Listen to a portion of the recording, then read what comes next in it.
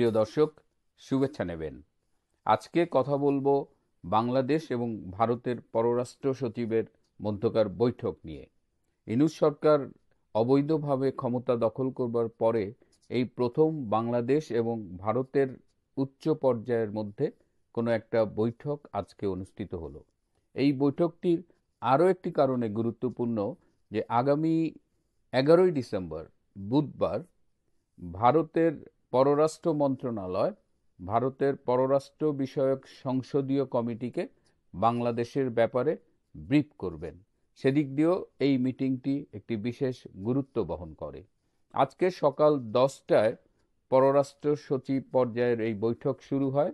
আনুষ্ঠানিক বৈঠক শুরুর আগে বাংলাদেশ এবং ভারতের দুই পররাষ্ট্র সচিব একান্ত বৈঠকে অংশগ্রহণ করেন এবং সেই বৈঠকে ভারতের পক্ষ থেকে খুব স্পষ্ট কিছু বার্তা বাংলাদেশকে পৌঁছে দেওয়া হয়।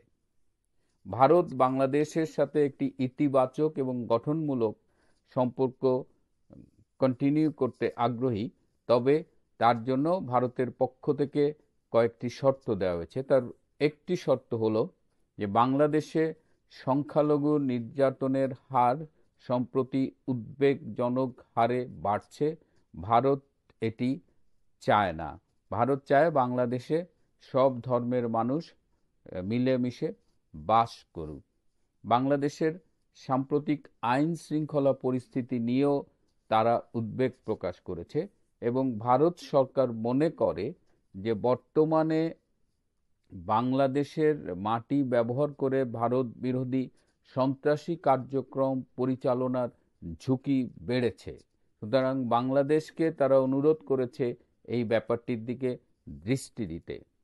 বাংলাদেশে একটি নির্বাচিত সরকার থাকুক, এটি ভারত প্রতিবেশী দেশ হিসেবে সবসময় চেয়েছে এবং ভারত চায় যে আগামীতেও একটি সুষ্ঠু, নিরপেক্ষ, গ্রহণযোগ্য নির্বাচন অনুষ্ঠিত হোক এবং সেই নির্বাচনে সকল রাজনৈতিক দলের জন্য একটি লেভেল প্লেয়িং ফিল্ড যেন থাকে এবং সব রাজনৈতিক দল যেন সেখানে অংশগ্রহণ করতে পারে।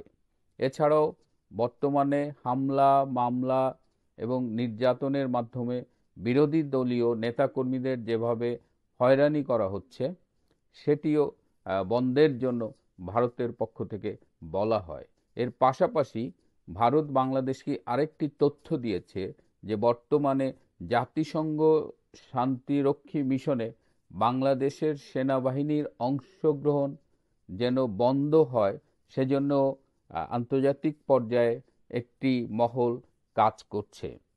এই প্রেক্ষিতে ভারত একান্ত বৈঠকে বাংলাদেশের পররাষ্ট্র সচিবকে জানিয়েছে যে এই শর্তগুলো পূরণ করলে বাংলাদেশের সাথে একটি গঠনমূলক সম্পর্ক, বন্ধুত্বপূর্ণ সম্পর্ক কন্টিনিউ করতে তাদের পক্ষ থেকে কোনো আপত্তি নয়। এরপরেই দুই পররাষ্ট্র সচিব এর নেতৃত্বে আনুষ্ঠানিক বৈঠক অনুষ্ঠিত হয় এবং তারপরে তারা মধ্যাহ্ন ভোজনে মিলিত হন।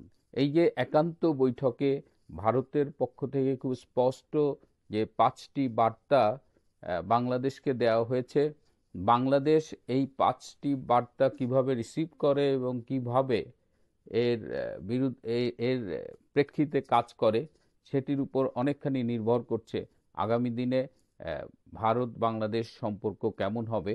এবং দক্ষিণ এশিয়ায় নবনির্বাচিত মার্কিন প্রেসিডেন্ট ডোনাল্ড ট্রাম্প চান যে ভারতকে আরও এম্পাওয়ার করতে, যেন ভারত আমেরিকার বন্ধু হিসেবে এই অঞ্চলের কাজ করতে পারে এবং এর ফলে উভয় দেশের জিওপলিটিক্যাল ইন্টারেস্টটা যেন বজায় রাখে এবং এই অঞ্চলে শান্তি প্রতিষ্ঠিত হয়।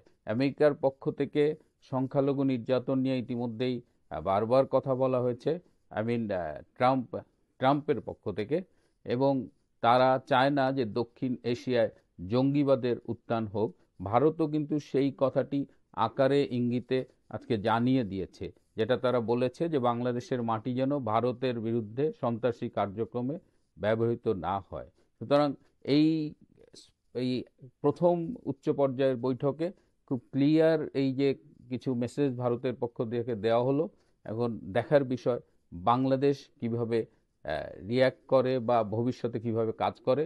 কারণ বাংলাদেশ ইতিমধ্যেই একটা প্রবণতা লক্ষ্য করা গেছে উপদেষ্টাদের কথায়, ছাত্রদের কথায়, যে ভারত বিরোধী একটা সেন্টিমেন্ট ক্রিয়েট করার চেষ্টা কিন্তু আমরা সম্প্রতি দেখছি।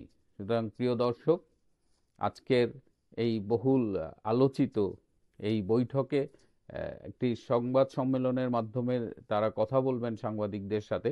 আমি জানি না কতটুকু তারা প্রকাশ করবেন, কিন্তু ভেতরের এই খবরটি কিছুক্ষণ আগেই আমি পেয়েছি।